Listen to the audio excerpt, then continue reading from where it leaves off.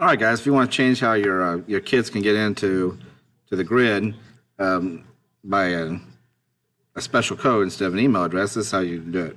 So I just logged into Flipgrid, and so what I'm going to do here is I'm going to go to Actions.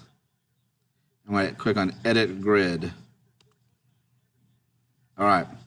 So you can see here, I have this is my list of kids with their unique ID code. This is what they use instead of an email address. And it's simpler to change that. Come over here, see how it says school email domain using an email address? Well, I've selected student ID list, okay? So you're probably on this. You can just click on this. You'll get this box that pops up. Let's see if we can make that change. Yep, see, edit your school email domains. Click on that, student ID list, okay. So yours probably will have none in it right now because you don't have any kids listed. So you just add student. John Doe, add student, and now John Doe has a special code.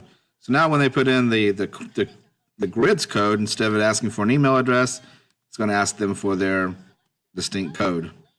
All right, I'm going to delete that student. There we go. And that's simply the way you do it. And if you have any questions, just send me an email.